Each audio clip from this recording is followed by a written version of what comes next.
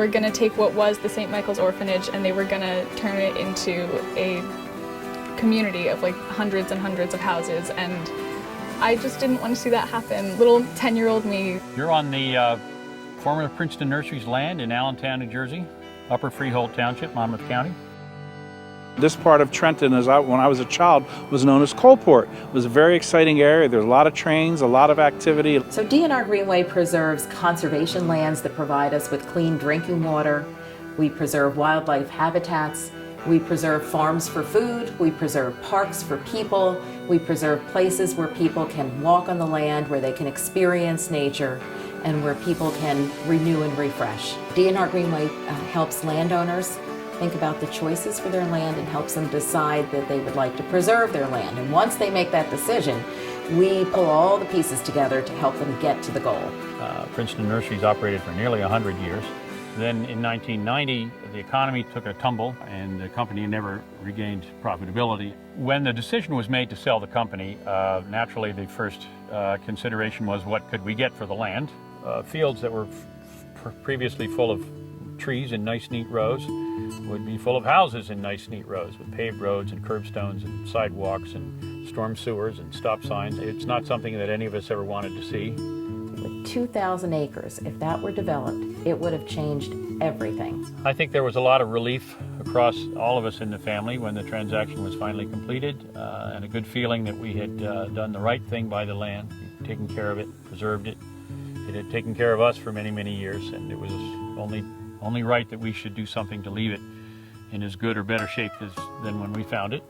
Our goal is that 25 years from now, 50 years, 100 years, and more, that the green earth that we have around us today is still here. One of the places that is so often forgotten in conservation are the inner cities. The property here on Escher Street adjacent to Task does not look real great. A lot of debris in the area. People have used the property for illicit activities, drug use going on back here.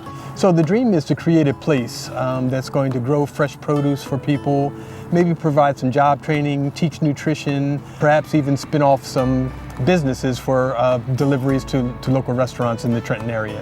And we're going to tentatively call it the Capital City Farm Project. The greenification of New Jersey plays a huge part not only in how people see things, but how they feel. When you are in a place that looks green and looks great and has some open space, your whole outlook on life is improved and you feel a whole lot better. There are almost twice as many people in New Jersey as we have acres. Think about that. We're the garden state. Where's the garden going to be one day if we don't take care of some of the lands? We started out with $10,000. And that seemed like an awful lot of money to us, but it's not enough money to really run an organization for very long. One of the most enthusiastic supporters of land preservation in New Jersey is Betty Walt Johnson, and D&R Greenway's home is the Johnson Education Center. On the property that had belonged to my father-in-law. We inherited this beautiful, wonderful barn that had been built about the turn of the century. So it had been built by master craftsmen. It was just a beautiful barn inside. But the D&R was going to use it for offices. Everybody in central New Jersey realized that having a nonprofit land trust focusing on preserving land here was something that was important and something that people wanted to see happen. And now we were trying to do something like that in New Jersey, and Linda Mead was leading this thing, and I listened and I learned a lot. Saving the earth, as we think about it, is something that takes personal action. The first thing you see when you walk on the St. Michael's property is open space, gorgeous sky, and trees everywhere. Terrible to think that this could have been just another housing development. She went out trick-or-treating for Halloween. And I dressed up as a hippie. And she had a little box that I put a little sign over that said D&R Greenway, and I asked people for money. And she collected money instead of candy. And I raised about $50 on Halloween. She was so enthused by the response she got that she set up a big aquarium. Every Saturday and every Sunday I would sit in the doorway of Falcha Coffee House, which is now the Borough Bean. She sat there in the coffee shop and she collected money. There were regulars that came in who would give me their change every single time. There were people who gave me very generous donations. In total, I raised almost $4,000. We had a deadline. It was March 15, 2007. And if we didn't raise all the $11 million by that date, we weren't going to be able to preserve this property. I couldn't sleep the night before because I wasn't sure if we were going to have all the money that we needed, and I was so scared because I really wanted to save this property.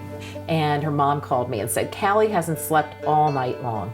Can she bring you the money she collected? And I went to the Greenway the day of the deadline to give the last of my money, and they said, thanks to your $4,000, we're over the top and we have raised all the money we need to preserve St. Michael's.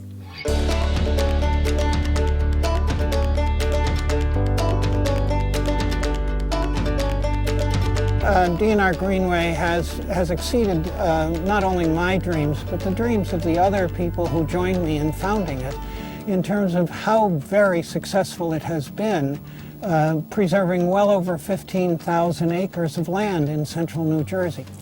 All of this takes money, not only to run the office that does this, but to help take care of each one of these properties, to help to preserve them. So New Jersey is threatened to be the first state in our country to be built out.